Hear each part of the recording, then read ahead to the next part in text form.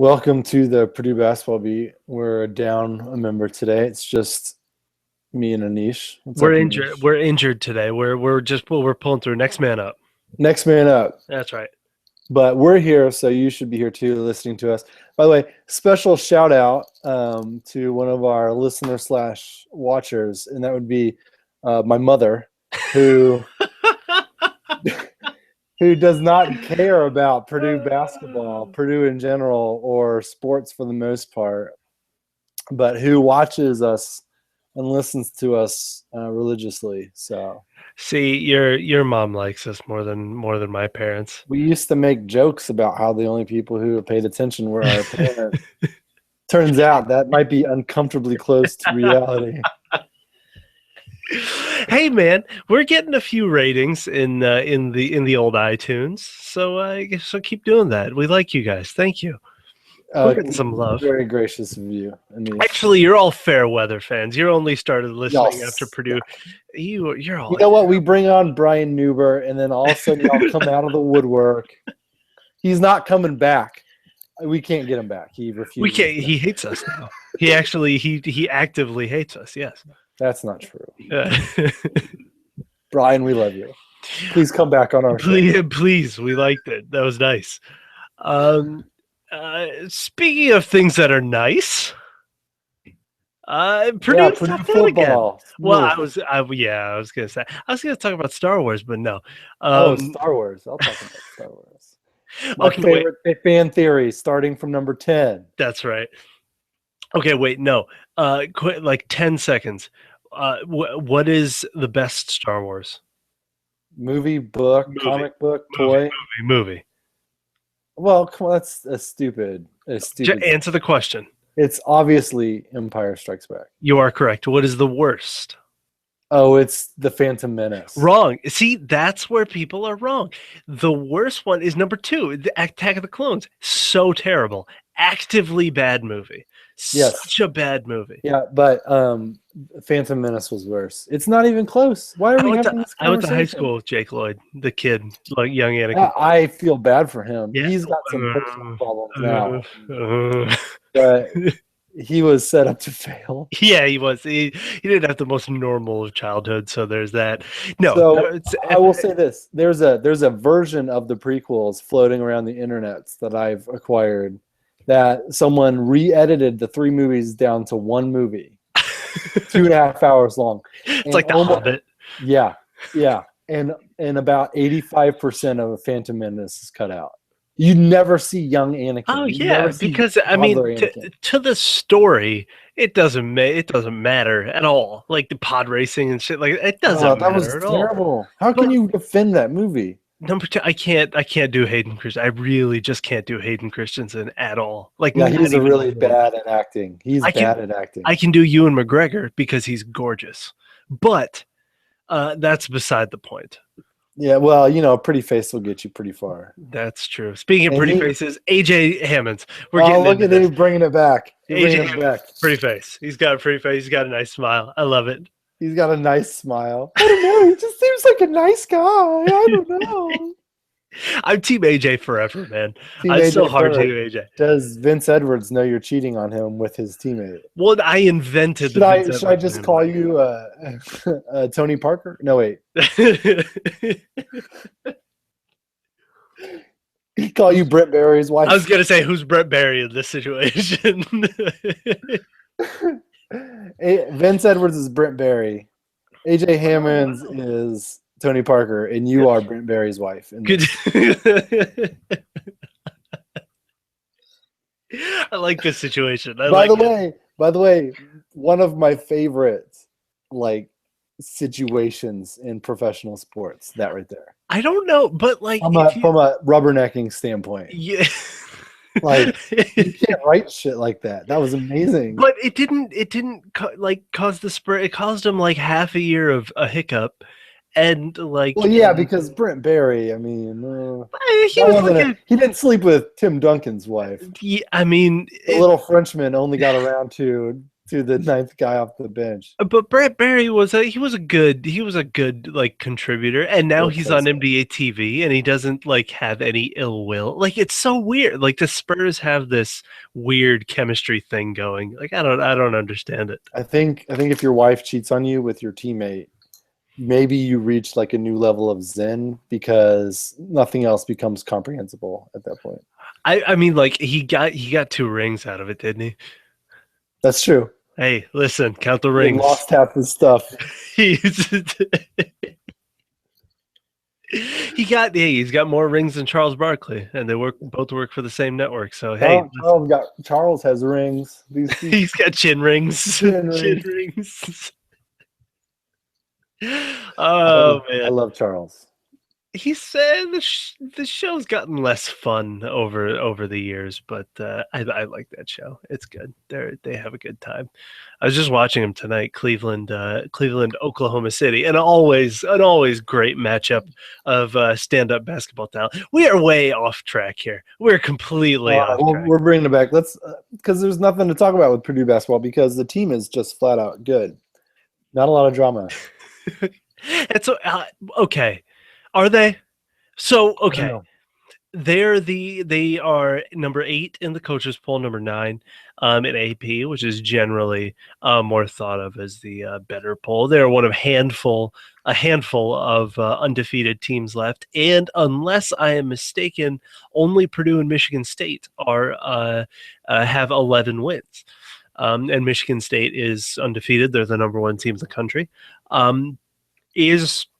We've seen every game, basically, every minute of Purdue. Are they the 8th, 9th best team in the country? Or is it just people losing and Purdue's got an easy schedule? A little from column A. I think it's very fair to say. A whole lot of column B. I'm sorry. I think it's fair to say that Purdue has not really been tested in the same way that their peers in the top 15 have. I think so. I mean, like, even you look one spot below, Xavier just blew the doors off of Cincinnati. Man, Xavier is. Listen, so my brother goes to Xavier, and like we were having this thing. He grew up a Purdue fan too. Like we all grew up Purdue fans.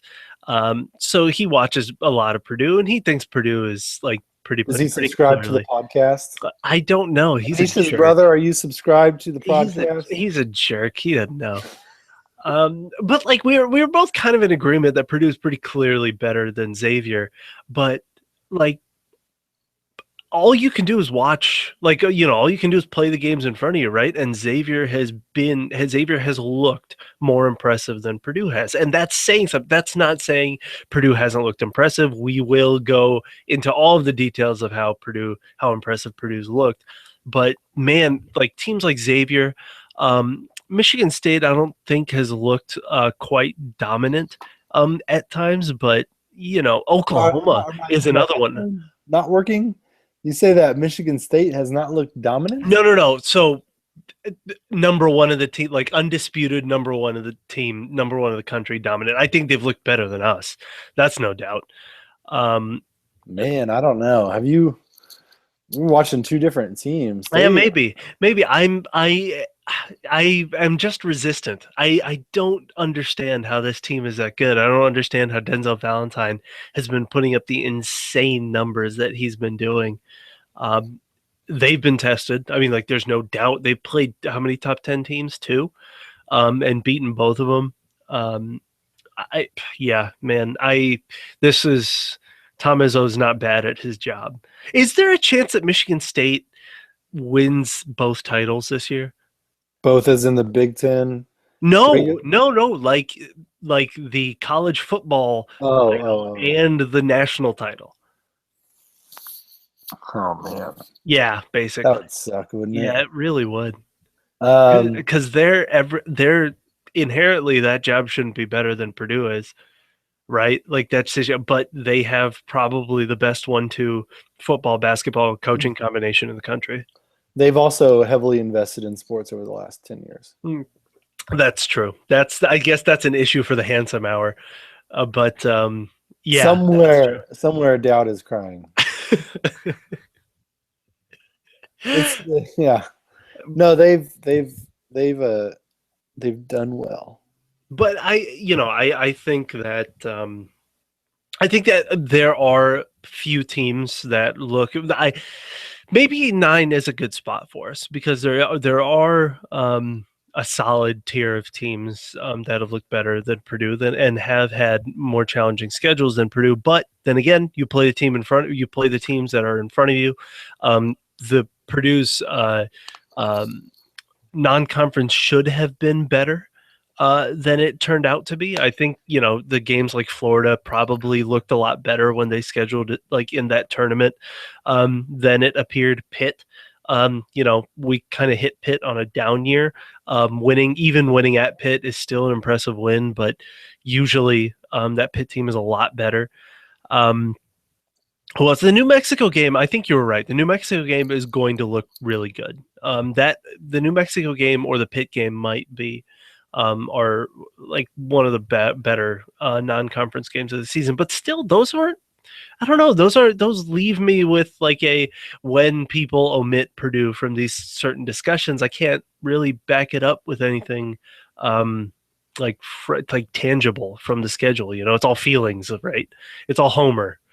It's all Homer at this point, and anyone who like sees something online that someone nationally writes about how Purdue isn't tested yet or doesn't put Purdue in like the Final Four conversation. I'm not talking about like some hack from some shitty blog network. I'm talking about like the national folks. When that matter, that have an the audience, people that matter that have Purdue in that second tier. I don't think you can really get butthurt about that yet because Purdue has not been tested in the same way that those teams have. But the thing that I'm most happy about with this team is that they made it pretty much out of the non-con. We got 2 games left in the non-con and against quality teams, which means that Purdue has made it out of the non-con without any bad losses. So I'm flipping through last year's schedule, and man, what a disaster that was. That killed Purdue, right? Because then you're kind of locked into the 8-9 game, right? And you got to play Kentucky. 8-9 is the worst spot to be. Yeah. 8-9 is really the worst spot to be. So last year was Gardner-Webb was just unforgivable. Vanderbilt less so. I actually thought Vanderbilt was a good team last year, and not many people counted that as a good loss, but whatever. North Florida, disaster. And Kansas State, not as well at the time. It wasn't as bad of a loss, but it turned out like hindsight turned that into kind of a brutal loss. The year before, we had that Washington State game. You remember playing the game? It was the game the day after we played Marcus Smart's Oklahoma State and kind of hung with them for like 3/4 of the game. Was that the game that like Ronnie Johnson got like ejected or something? Jay Simpson got ejected. For an elbow, I think a high elbow. That was an intense game. Butler was another loss, and that year Butler wasn't great. Butler was a bad loss. That was the last time Butler had played Purdue. Purdue played Butler in the Crossroads Classic. But that was it. And then you get into and then the year before, that was the first year that we saw some of these disastrous non-conference losses like Eastern Michigan. 47-44, good Lord, in 2012. That was bad. So avoiding some of these losses without playing a good chunk of them, like how many, 4 games without Ray Davis. That's an accomplishment, and to be able to post defensive numbers that may look better than they appear without Ray Davis, super impressive, really impressive. Yeah. So the team is healthy, right? For the most part, yeah. For the most part, and looking pretty good. I think they can beat both Butler and Vanderbilt, but it is definitely going to be a challenge. And then Wisconsin, I don't know. Things are kind of there's an opportunity for Purdue to put up a really impressive regular season record. So here's the thing. we've up till now we've played a lackluster non-conference season, but ending the non-con with Butler Vandy and then going straight into a Kohl Center matchup with Wisconsin, regardless of whatever state Wisconsin's in, um, with the program, I think, going 3 for 3. I think, what did we predict? Like, that was a borderline top 5 team at that point. Yeah. Do you think we go 3 for 3? Well, we can go a little more into detail on each one, but do you think we go 3 for 3? I bet we drop one. I think we drop one too, and I don't think that's the worst thing in the world. Those are all impressive teams. Like, even Wisconsin, I understand. There would be a little bit of trepidation, but they're under new management, and there might be a little bit of an emotional roller coaster or whatever that might be propelling them a little bit further than they might be. What do you think of that, by the way? The maneuver that Bo Ryan pulled to get his chosen successor. I love it. Yeah, me too. He's such a Grinch. Yeah, I've heard that he's really funny and very personable and a well-liked guy. But I love the move. I don't care. Like, the AD got screwed over a little bit. I'm not really gonna cry over something like that. You think they have a shot at Tony Bennett? No, come on, no. Legend. No. His dad was the guy that put Wisconsin basketball on the map. He started really off there. Overestimate stuff like that. I'm just saying, they have real connections, and if he wanted the job, like, that's the thing, is that, does he want? Why? Why would he want the job? Why would he take that job? The question is, does he want one of those blue blood jobs in college, or does he want to go to the NBA? Or he stays at UVA for the next 5 years. Why? I don't. Oh, the 5, whatever. I mean, like, that's the thing. Like, if the answer is no, he doesn't want one of those higher blue blood jobs, then maybe UVA is perfect. It's an ACC school. It's kind of a underrated spot for recruiting, especially if you got that kind of system that they have, that Bennett has.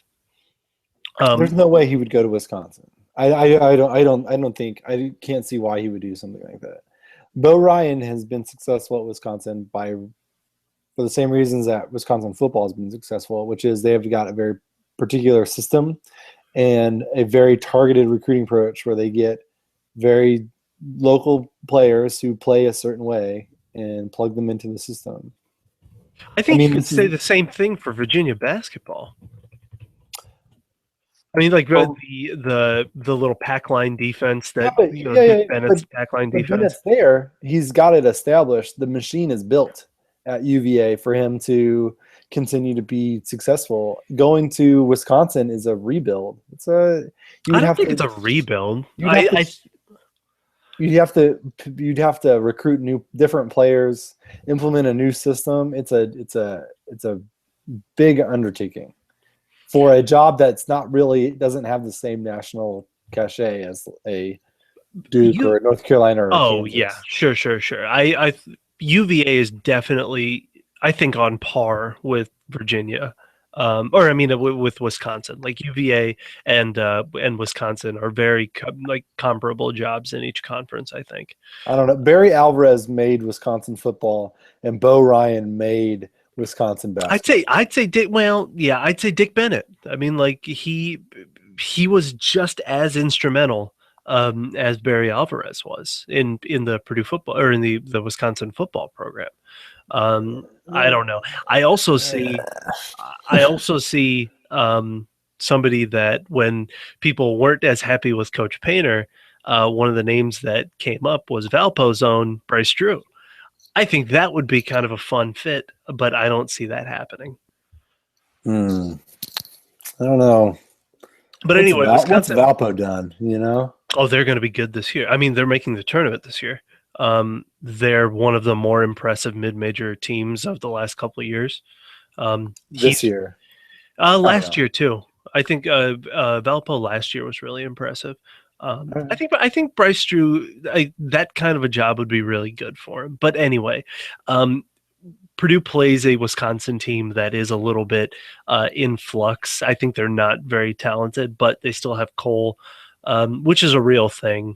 And yet they're going 3 for 3. That's a damn impressive 3 for 3 if that can happen.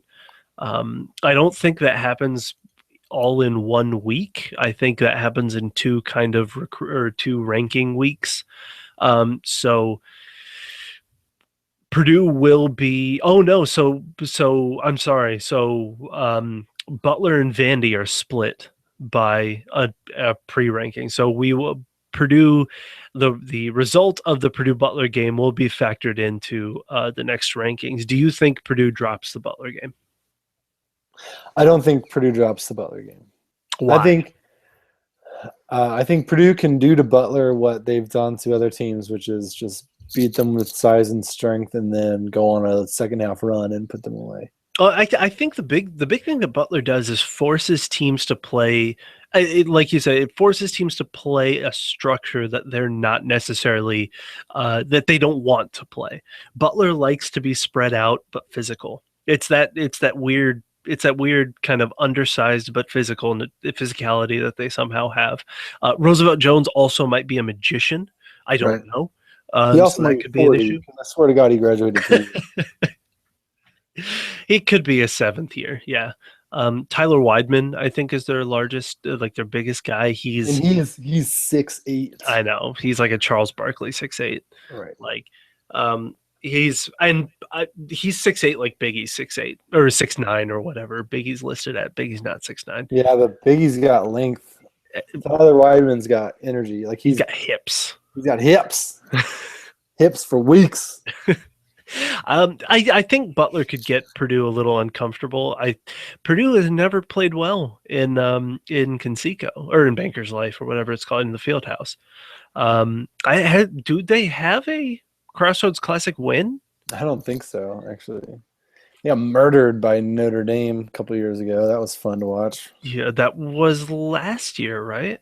Yes, it was. It was last year. Yeah. And 2 years ago was where Raphael Davis was reborn. If you remember, or no, the last time before that we played Notre Dame was when Ray Davis kind of had his first breakout game. That was fun. Yeah. But Crossroads Classic memories. Do you have anything to say about Purdue being on Big Ten Network during all of these C, D, and F level bowls? I don't know. I mean, like it sucks. It is what it is, right? It sucks, but it is what it is. And the fact of the matter is like ESPN it's a no-brainer for ESPN to pick up IU Notre Dame.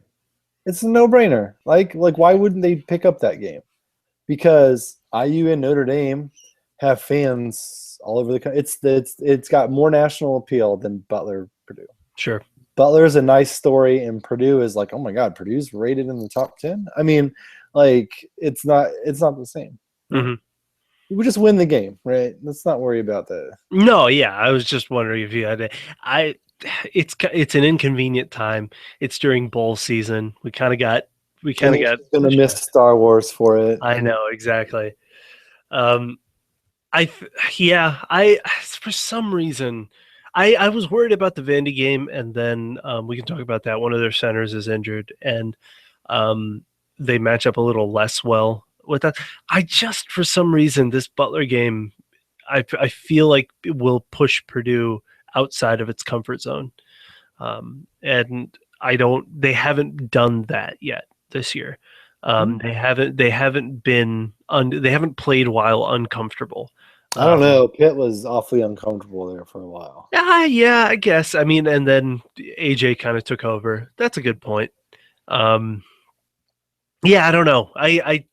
Butler gives me they somehow pull wins out of their asses, and they do a good job of it. Chris Holtmann they kind of fell backwards into the perfect guy for this era of Butler. I think Chris Holtmann's going to do a great job, or is doing a great job.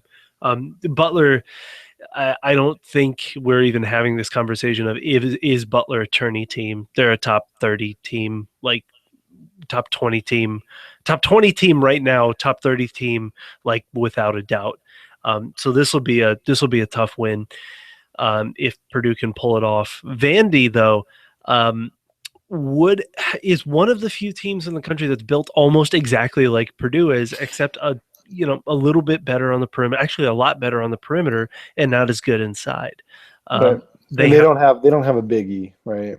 They don't have a biggie. They don't have the equivalent of what Vince Edwards can do. That stretch four, that four position is different than them, but they do play a very NBA style, like 1 in, 4 out. And then you said that their backup center, the one that was injured, played or shot really well. Luke Cornett, shot really well last year from 3, right? Yeah, last year. This year he's shooting under 20%. I mean, he's not playing in the game either way, but they like guys who can shoot. So. And actually, he seemed I don't know. Maybe this is just like somebody looking at Purdue and saying Haas seems like the better player than AJ Hammonds, but Cornett seems better than Damian Jones. And Damian Jones, I get it. He's got the hype. He's got the athleticism, but he doesn't really have basketball skills. And for a guy who doesn't have basketball skills, he's putting up pretty good numbers this year. Putting up really good numbers, and that's the value of being athletic and being surrounded by incredible shooters. He put up 17 and 10 against Kansas. I think you without Diallo. Diallo. Have you watched Diallo play? You're talking about how about Damian Jones not having basketball skills? He's raw. He's very raw. Yeah, he's raw. I think you need to give Jones some credit for what he's been able to do this year. I'm not saying that he's an All-American or anything, but he's played pretty well. He had one bad game against St. John's, a game that Vandy won by like 40. So every other game, I think only one other game he scored less than 10 points. I'm looking at it. It was against Baylor. He had 9 points, but he also had 8 rebounds and 6 assists. Counter that with Vandy has 7 players shooting above 40% from 3. What does that have to do with anything? It's really nice to have space when you're a big man. It's really nice. Sure. So, I mean, that argument can be made against Haas or Hammonds. Make it against Hammonds. You ride or die with Hammonds. Let's talk about how he's benefited from Purdue's improved outside shooting. Look at Purdue's outside shooting. I don't think it's necessarily been improved. I think you have more targets, but I don't think that it's been the percentages haven't been there. We'll talk about Kendall Stevens, but if you take the last 3 games, he's been really good. Like since the last time we talked, he's been really good. But overall this season, I think he's still shooting under 35%. Dakota Mathias has been having a Kendall Stevens like last season, kind of a typical sophomore slump, at least shooting the ball. He's still doing a good job distributing. Defensively, he's still a huge minus. And Ryan Klein looks like our best 3-point shooter, and he's a freshman, and he's a huge defensive liability. So what Purdue has benefited from a shooting standpoint has been, if you look at each player, they are kind of on and off as far as they're not consistent game to game.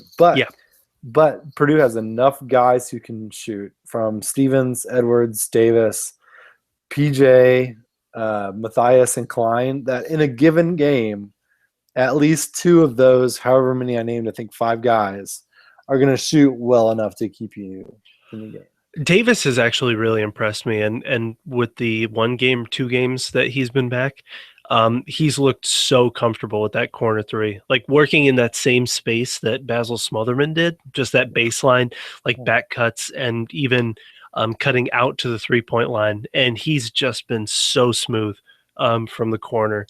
And that's a huge, like if Ray can expend minimal energy on the offensive end and just be a defensive menace while still hitting that corner 3, I mean, that's an unbelievable thing he can give us.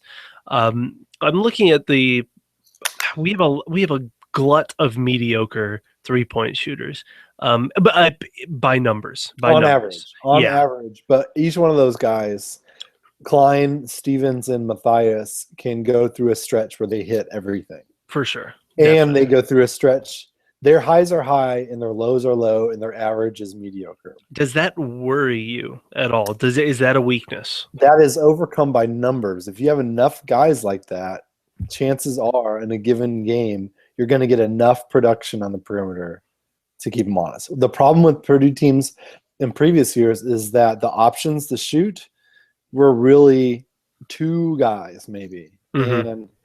And that's not enough. That was not enough. If one guy's having a shooting slump, Then there's you're a three. screwed, right? Yeah, and now we have a 3-point shooter sitting on the bench that Painter can We wave got over. multiple that we can pull off the bench. Yeah. Is there anything else that kind of worries you about this? First of all, Vandy, I think with the two big man rotation, they were a lot bigger of a threat. I think with only one of their big men in and they're playing in Mackey, Purdue should take that one, but it's another, it's a quality win for a reason, right?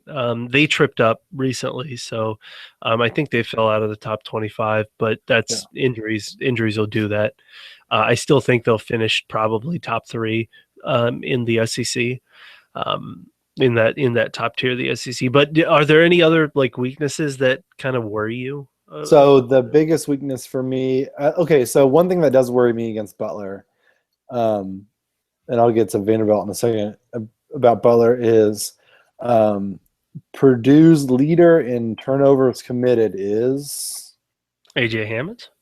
Caleb Swanigan. Yeah. Who has twice as many turnovers as the next guy. You're right. Yeah. So and each one's pretty excruciating to watch. And the thing that's worrisome about that is Butler has a bunch of guys who play tough and play big. They're small, fast, strong, and smart, right? Man, Rose Jones against whoever he goes, either Vince Edwards or Caleb Swanigan. I mean, that's going to be a matchup right there. So there's a potential of Swanigan having a really rough game against Butler. I mean, he's been playing a lot better lately, taking care of the ball, but that's still something to.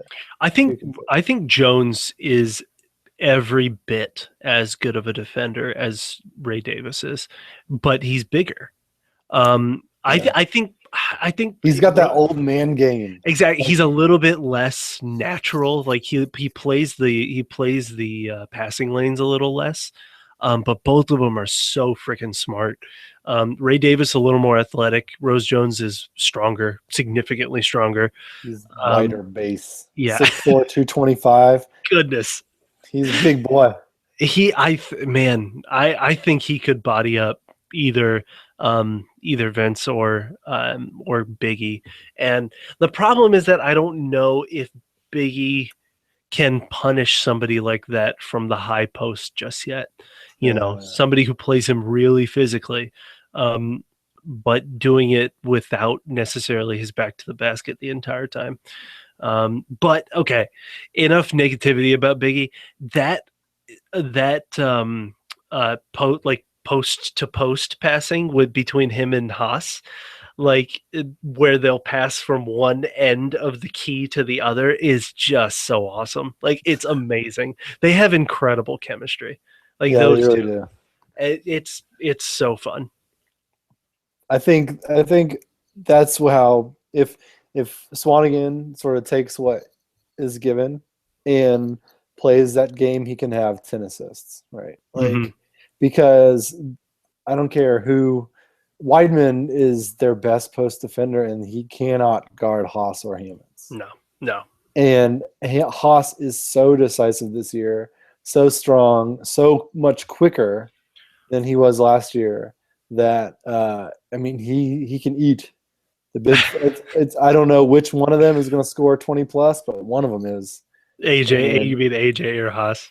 AJ or Haas, yeah. And I think AJ feasts. I think AJ. I think Haas kind of softens, gets him ready, kind of warms the seat. Okay. And AJ just he's showing no fear this year, and it's pretty awesome to watch. And he's doing it off the bench, which gives it a really interesting like flavor, I guess. It's a weird dynamic, right? Bringing your best player off the bench, or I get most talented player off the bench. Most talented post. Yeah, Maybe. yeah, sure. Haas he's been so good, and I didn't expect it. I really didn't. I thought that he would take a huge step back, and I thought AJ would kind of fill that void, but Haas has been incredible, man. Yeah. And even defensively, he's getting blocks, which is one thing. Blocks and being a good rim protector are two different things.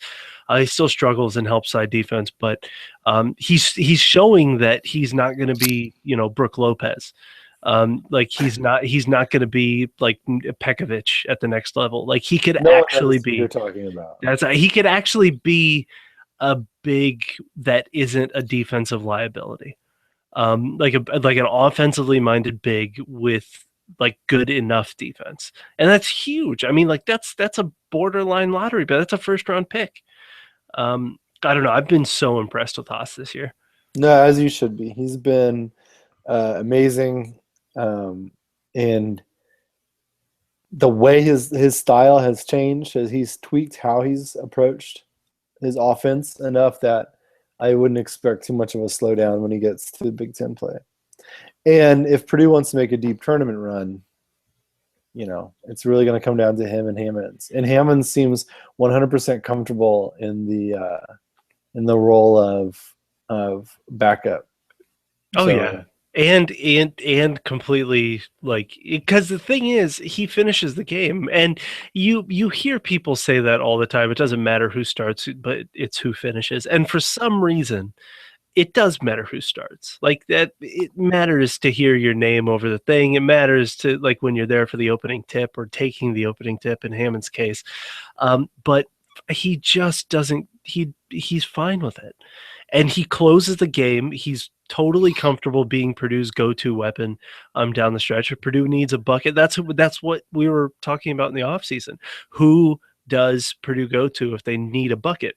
Answer is AJ Hammonds, because he can get it to you. If it's not AJ, you're going through either Vince or Biggie to get to AJ, and one of those three will get you a bucket, like somehow. It's been great. It's been really great. Vince has disappointed me, and he's averaging 9 points, 5 rebounds, 4 assists, shooting 70% from the field. Jeez. So a couple of weeks ago, I said that I was a little disappointed in Vince Edwards, and I actually felt like a little guilty about that because I looked at the stats later and I was like, how can you feel disappointed in someone who's doing what he's doing? But I feel like there's a lot that he offers that he hasn't brought to the table yet. I don't know if he needs to yet. And the problem is, when we need him this year, is he going to be able to just turn that switch? In the last game against Cincinnati last year in the tournament. Against IUPUI, I mean, like, again, IUPUI, it was in the first half, but we saw aggressiveness. We saw an aggressiveness that I wish he brought every game. These glimpses of, instead of looking for the pass first, you have an open lane, or you have one slower guy or less athletic guy standing between you and the basket in the fast break. Just take it to the hoop. Like, you're so much better than 90% of the people that are trying to guard you. Just take it. The problem is the talent's there, and we know that it's there, and it's just an adjustment for him to figure out when to be selfish and when not to. Is there anybody we haven't touched on yet? Kendall Stevens has been Purdue's best defender. I don't know what's going on. Wait, what? I don't know. In the last 2 weeks, he's been Purdue's best wing defender. I think it's because Davis has been out, and he's been a little, when he's come back, he's been a little rusty. It's been between him and Johnny Hill, and Hill disappears. No, I disagree. I think Kendall Stevens has been, and maybe it's just the difference between last year and this year. But after that Pitt game, since that Pitt game, he's been just so energetic on defense. He's so long. He's really smart. I think he's He's been. improved a lot since last year. Me personally, I think a lot of that sticks out because last year he was so disinterested in playing I think good he's better than defense. Vince. I think Vince's defense leaves a lot to be desired. I think Kendall's better than Vince defensively right now, or at Vince least playing. Vince doesn't have lateral quickness to guard guys out on the perimeter, especially guys who can dribble. And Kendall Stevens isn't, super, Chris Kramer fast laterally, but Mhm. he's got super long arms, Mhm. and that physical advantage is enough most of the time to compensate. I don't know. I think they both played pretty well. I've been really happy with how Johnny Hill has played such good body him up defense. I Me think too. I think we were a little hard on him the last time we talked. He's been. I mean, like it's just a new system. You're joining a new team. I think he's been really good. I'm actually, to be quite honest, I'm very happy so far with everyone who's played. I mean, Dakota Mathias is having kind of a rough time lately, but he hit some big shots earlier in the season. I mean, it says something when Dakota Mathias is your worst player, right? Or worst rotation player. And he's damn good. Like he's a very, very good player. I wouldn't say he's the worst, but Yeah. The worst rotation player? Like Klein maybe. But then again, you're running into the same thing. He's a dead eye shooter. he's such the problem with Klein is that his defense is really bad, and Yeah. it's not because it's a lack of effort. You see him out there trying, and he's a year or two away from being able to really it's hold his awareness. own. Yeah, it's Well, there's awareness. an awareness thing. He gets beat on back cuts all the time. Which is people are fast. He's You're a playing. freshman. Yeah. He probably isn't. He's never had defensive responsibilities in this magnitude before. That's true. But I think when you get to the point where you're complaining that your freshman shooting specialist isn't A defensive ace. isn't like a defensive aid, then maybe things are just going really well. It's Purdue's defense is good. So as the stats say, so No, come on. No. so the Purdue is leading the country in opponents' shooting percentage, 33%. Number 2 is Oklahoma, who is ranked very high. Louisville is there, and Michigan State is right there as well. Why are the numbers? I mean, I agree with you. Purdue's defense isn't as good as that, but why do you think the numbers kind of say? Is it just competition? I think the numbers reflect the fact that it is really hard to score on Purdue within 8 feet of the basket, and Yeah. that is not an aberration. That's not something that the stats are lying about. It is really hard to score inside against Purdue for anyone, and it's that I don't think that is going to stop. I think that'll continue, and that sort of pulls down the rest of the average, I guess, if you want to talk about overall defense. Because out on the perimeter, I still think Purdue has some struggles, and I think they can guys like Vince and Biggie still get beat off the dribble sometimes. But I actually think last year's defense, or at least the February version of last year's defense, is better than this year's. But I agree. Purdue's opponent 2-point percentage is number 1 in the country, 36%. Which is that's insane. 3-point percentage still very impressive, 27.5%, good for 16th best in the country. That's really good. I mean, maybe we're grading on a curve here. It just doesn't look like it, right? Like Biggie looks really slow defensively. He still bugs some shots, but he's got times where he is just completely clueless defensively. Again, it's the freshman thing.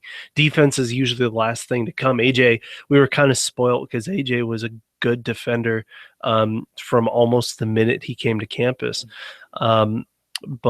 And the wings haven't been great. I mean, I know Kendall's been good. Ray Davis has been out. Like, I don't know how this is happening. That's the thing. I feel like we can still play so much better. Like, I think there is room for Purdue to be really, really good. Which is why I'm still so skeptical that we're the 9th best team in the country. Which is fun. Is a chance to prove. Well, okay, so let's talk expectations. In terms of NCAA seeding, Hmm. top 3 seed. I would like to be a 3 seed. Yeah. Well, okay, I would like to be undefeated in the number 1 seed. What's Yeah. most likely for this Purdue team? I think being on the 3 line would be really nice. I think the 2 is possible. I don't think Purdue can grab a 1. And that's fine. I But think the non-conference will preclude Purdue unless they just run ridiculous through the conference, like but win the conference by 2 games. even the conference is super weak. I mean, like the Iowa is probably the 4th best team in the Big Ten. I think It's Indiana is still the 4th best Yeah, team. all right. Yeah. You're right. You're right. Indiana is, regardless of their record, Indiana's a dangerous team. Um, I'd like to be on that 3 line. That Okay. realistically, to be somewhere between the 9th and the 12th best team in the country going into the tournament, you've got a chance. And looking at it, the 3 line is a really nice place to be, It is. like just for a deep tournament run. So Unless you're I'd like to, Georgetown, then it's a unless, terrible place to be. unless you're Georgetown, yeah. Dowd would have me mention Gonzaga at this point, but I like Gonzaga. So what? Okay, so how is it unreasonable to say that this is a Purdue team that could make a Final Four? Not No. will, but could. Are they? Does their talent stack up to other elite teams to the point where if the chips fall right, they could make it to a Final Four? Yes, we can make it to a Final Four. This team can make it to a Final Four. And there's a lot of, I mean, like I started this conversation, like right when Biggie got here, is this team better than that 2010 team? Right? No, Everything is no. measured to, that's the thing. The 2010 team, the ceiling was so much higher. Yeah. And the ceiling was best team in the country, right? Or like a clear 1 seed. National champion. That Yeah. was that team's ceiling. Exactly. Yeah, that's the difference. Like we would have been happy with the Final Four, but it would have still been like, we could have had that national title. I This don't. team was killing. Oh, yeah, that was a good team. So I don't feel that way this year. I would be ecstatic if this team made a Final Four, and that's the thing. This is kind of probably Painter's best shot too. Um, like you can sustain injuries, you can like I don't think an injury to any one player kills us. I think that this is a bad year. Like we've gone over this. I think this is just a bad year in college basketball in terms of elite talent. So I think it's the path is there for us. Um, but yeah, I don't know. This seems like so much less of a exciting's not the word, but like electrifying team. Like it's not one of the electrifying teams, but it could absolutely make a Final Four. And I do think, this team, yeah, go ahead. the thing that makes this team, I think, Final Four worthy is that they have a definite. Oh, I've got some. They have a Background noise. Some background noise. It's bedtime. They've got a definite strength that no one else in the country can match. For sure. I agree, and that's fun. I think yeah. So in terms of expectations, I think we go into the Big Ten schedule with 1 loss, and yeah, I don't think that's bad. I wouldn't be unhappy if we lost one of the next 2 games. I think it again. It depends on the method. Both? Yeah, that's where you get into it, right? Like if we lose both, we really have to get a little deeper into the conversation of whether a lot of this is smoke and mirrors. Not smoke and mirrors meaning like right now being the 9th best team. We've kind of identified a lot of flaws, and I'm sure Coach Painter knows this. I mean, like I'm sure that the coaching staff knows all of these flaws and more. But it's interesting. Yeah, if we lose both, I would be very upset. Yeah, I wouldn't be happy. But I don't think we do. I don't think that happens. It feels good to be optimistic. Yeah, and not even it feels good to not feel like you're being optimistic when you say that, right? Like Right. it feels realistic. This is a genuine optimism, not Purdue football optimism. That Kevin Sumlin optimism. You don't do that anymore since they shut the program down. That's true, man. Pity. Pity. Oh well. At least now we can expand Ross Aid to where Maggie once stood. Sure. That seems like good. Why not? We can conduct concerts in the football stadium or something. I don't know. Sure. Yeah. The new Slater Hill. Yeah. I'll always have positive memories of back when Purdue had a football team. Oh, catharsis. Oh, it's not catharsis because you don't feel better afterward. Oh, no, I don't. I feel better because Purdue basketball is going to play this weekend. Yeah. So what's your prediction for the next two? I'm going to say beat Butler, lose to Vandy. I think I'll flip that.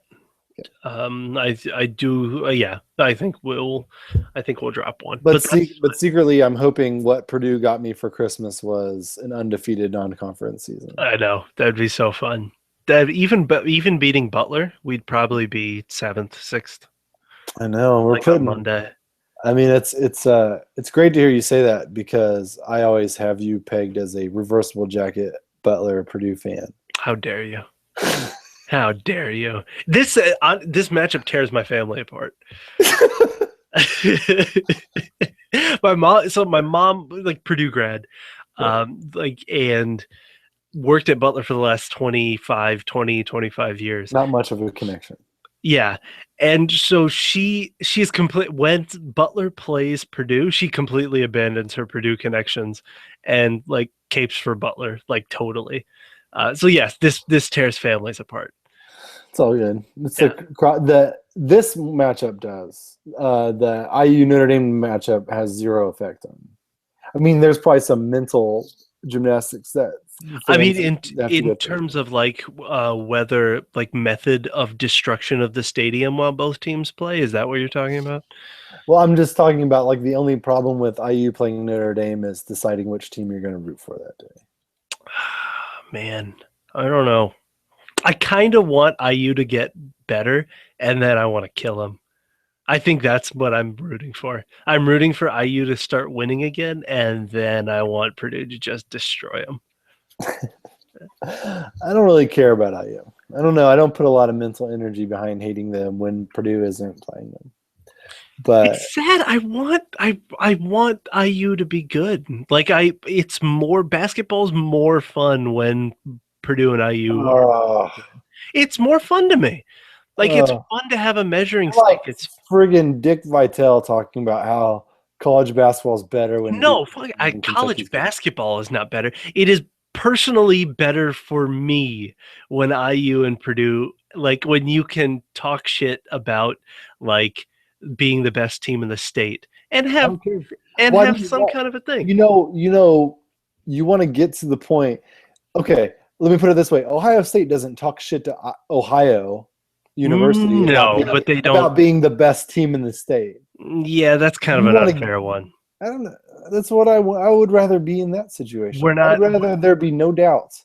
Indiana isn't Ohio. Indiana is like North Carolina. Oh, yeah. Like the state of, just with the amount of really good basketball that's being played. I don't know. I really like when the state of Indiana puts out really good basketball. I could care less. No. It's because you're out west. You don't care. You don't know. You don't matter. I grew up. You don't matter. In Indiana. You don't matter. I'm out west. Where are you? Are you recording from Carmel, or are you? Hey, I'm in the Midwest, baby. Several hundred. Pittsburgh. I'm firmly Pittsburgh is Midwest. Pittsburgh is where the Midwest ends. Yes. You come here and explain to these cheese-eating people that this is the Midwest. These cheese-eating bearded bastards. I know, and I'm one of them. But yeah, I'm happy. Generally happy. Wow. Like I'm happy you're happy. I think scale of 1 to 10, like 7.5, 8. I think that's 7.5. I'm at a 9. Nah, not yet. Wait, once we sweep Butler and Vandy, then that'll be 9. You can always tell when people are excited when they pull out the we too. Like, we are going to beat Butler this weekend. I try. You're not going to do anything. You're going to miss the second half of the game. Like, what is this? That's right. Justin got me on this. Like, you can't say we. I try, but I say we. I can't. Matt Painter doesn't know you exist. Yeah, no. There's no we. No, there's no way. There's no, I'd say 13-0. 12-1, 13-0 non-conference. That would be fun. that'd be fun. Well, thanks everyone. Thanks, Mom, for listening and watching to the Purdue Basketball Beat. We'd like to thank our sponsor, Mike's mom.